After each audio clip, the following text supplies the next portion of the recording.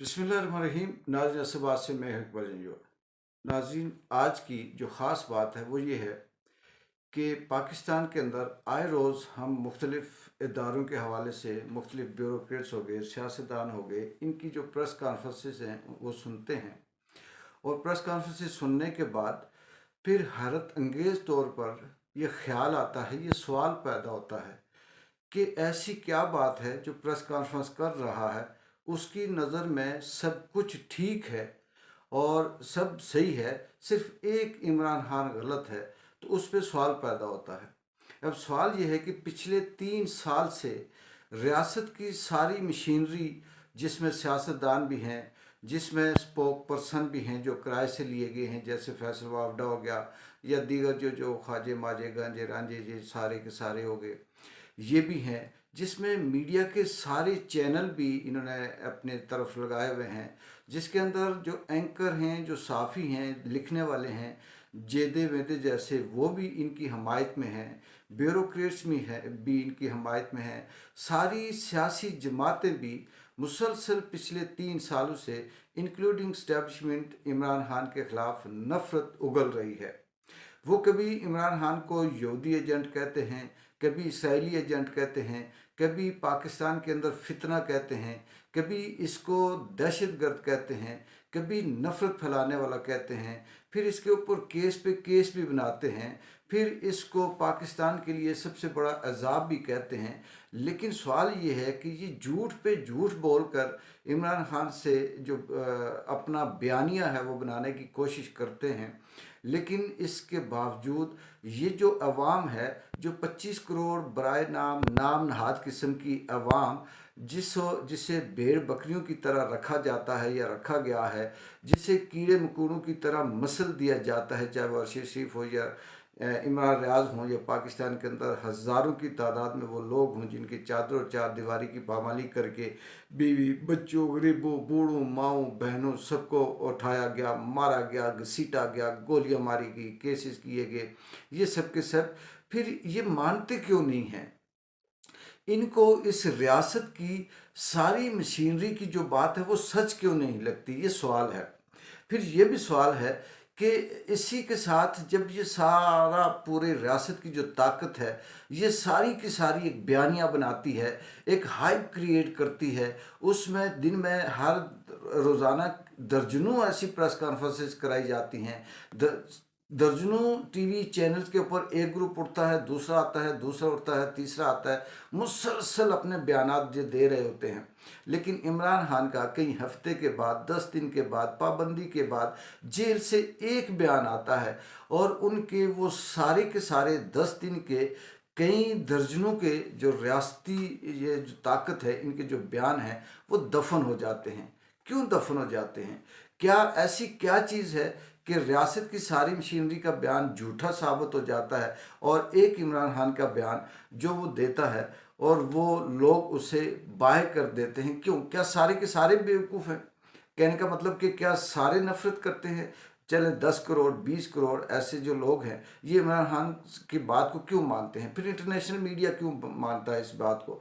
फिर अगला सवाल ये पैदा होता है नाज़रीन कि अगर रियासत सच्ची है, अगर रियासत सही कहती है कि दहशत गर्दी का ज़िम्मेदार इमरान खान है, मैशियत की तबाही का ज़िम्मेदार इमरान खान है, वो रियासत सही कहती है कि इस मुल्क के अंदर जो बदअमनी है इसका ज़िम्मेदार इमरान खान है, इस मुल्क के अंदर जो हालात ख़राब हुए हैं इसका ज़िम्मेदार भी इमरान खान है, तो फिर ये रियासत, चाहे वो 9 मई हो, 26 नवंबर हो, 8 फरवरी का इलेक्शन हो, या इससे पहले जो रजीम चेंज के हवाले से बात की गई वो हो, या साइफर के हवाले से कोई बात हो, तो रियासत अगर इतनी सच्ची है तो फिर इंक्वायरी करवा कर क्यों नहीं साबित करती कि ये लें जी ये बंदा झूठा था? अगर वो यहूदी एजेंट है तो यहूदी एजेंट होने को साबित क्यों नहीं करते? फिर अगर वो दहशतगर्द है तो उसकी दहशतगर्दी को साबित क्यों नहीं करते? उसके ऊपर 200 प्लस केसेस बनाए गए, एक केस भी ऐसा नहीं बना अभी तक जो इमरान खान को या तो करप्ट साबित कर सके, या दहशतगर्द साबित कर सके, या अमन ख़राब करने वाला साबित कर सके, या फिर उसे किसी और तरह से मुल्क दुश्मन करार दे सके। एक केस भी अभी तक नहीं बना। आखिर क्या वजह है? रियासत अगर सच्ची है तो ये सब कुछ क्यों वो नहीं कर रही? फिर से आगे ये चलते हैं कि अगर रियासत सच्ची है तो वो बोलने पर पाबंदी क्यों लगाती है।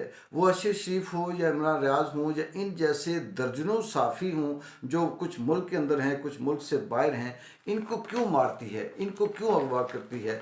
फिर उन लोगों के बच्चों को माओं को क्यों अगवा किया जाता है, क्यों उठाया जाता है। रियासत के सारे वसाइल, चाहे वो मीडिया हो, अवाम के हुकूक हों या दीगर जो बोलने के सोर्सेज हों, इन पर कब्ज़ा करके एक एक बात ये इमरान खान के ख़िलाफ़ करते हैं, तो इमरान खान के साथ जोड़ते हैं, मुल्क की तबाही बर्बादी का इसे ज़िम्मेदार करार देते हैं। चले मान लेते हैं कि अगर ये बात सच्ची है, तो फिर भी एक सवाल पैदा होता है कि पाकिस्तान को बने हुए 70 से 75 साल हो गए, और 70 या 75 सालों में सिर्फ इमरान खान के बीच में 3 से 4 साल हैं।